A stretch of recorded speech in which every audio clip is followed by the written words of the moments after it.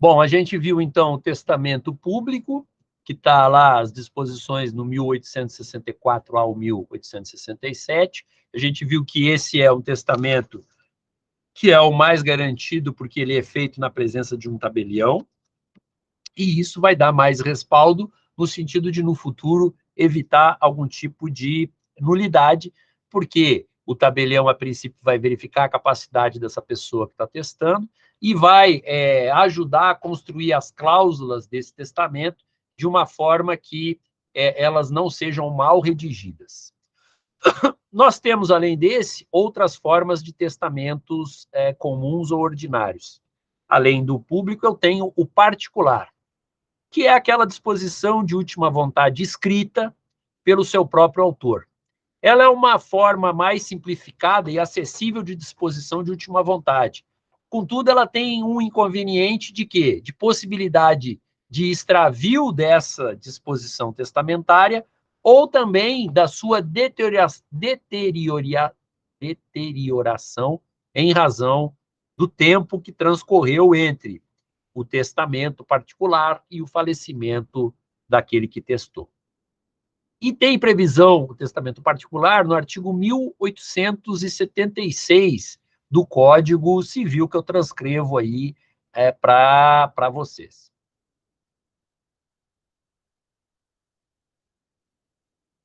As testemunhas, elas vão confirmar que foi realizado esse testamento e que foram convocadas para testemunhá-lo. Olha o que diz o 1878.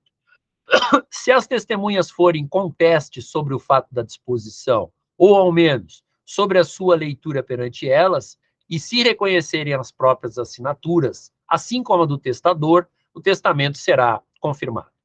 Parágrafo único. Se faltarem testemunhas por morte ou ausência, e se pelo menos uma delas o reconhecer, o testamento pode ser confirmado, se a critério do juiz houver prova suficiente da sua veracidade. Então, percebam que aqui já existe uma série de limitações para que esse testamento seja considerado suficiente, que possa ser confirmado pelo juiz. Não existe nenhum problema que esse testamento particular seja escrito em língua estrangeira, desde que as testemunhas compreendam essa língua, conforme o artigo 1880 do Código Civil.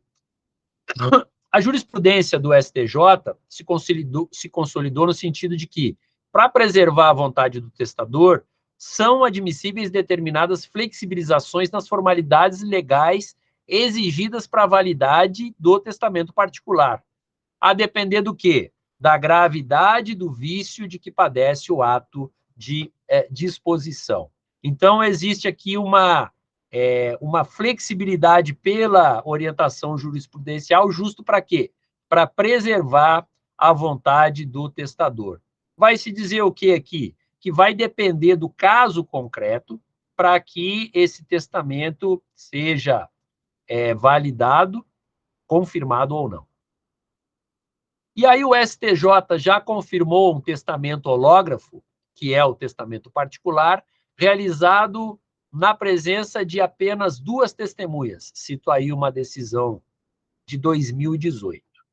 O Tribunal de Justiça de Minas Gerais também entendeu válida uma disposição realizada em documento datado e assinado apenas pela testadora, sem que nenhuma situação extraordinária pudesse o justificar. Ou seja, não havia, nesse testamento particular, a presença das testemunhas conforme exigido por lei, e mesmo assim, o Tribunal de Justiça de Minas Gerais entendeu que esse testamento era válido e o confirmou.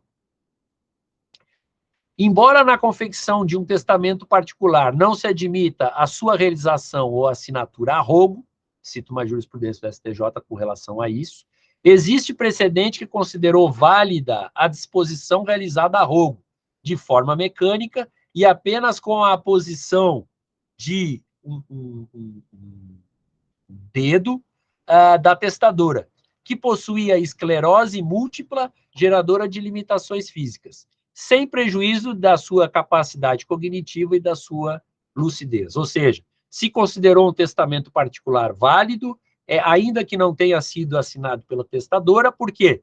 porque naquele momento ela, diante da esclerose múltipla, não conseguia assinar. Então, se assinou a rogo, ou seja, ela colocou a digital, alguém assinou a rogo e se considerou que esse testamento era perfeitamente válido, ainda que não atendesse às condições previstas em lei. Após o falecimento do testador, qualquer herdeiro legatário ou, se existir, testamentário, poderão ajuizar a ação de registro do testamento, conforme está previsto lá no artigo 1877 do Código Civil e o 737 do CPC. Também vai ter legitimidade para propor a demanda qualquer pessoa que esteja na posse desse documento. Serão intimados os herdeiros que não tiverem requerido o cumprimento ou registro do testamento, e ouvido o MP, o juiz, preenchidos os requisitos legais, vai confirmar ou não este testamento.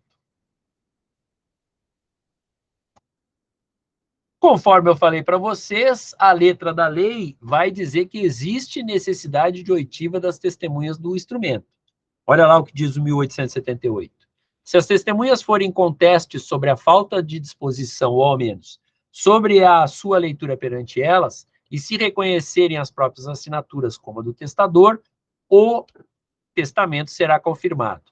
Então, ou seja, nessa ação para registro e confirmação do testamento, o juiz, necessariamente sendo um testamento particular, deve ouvir pelo menos uma destas testemunhas.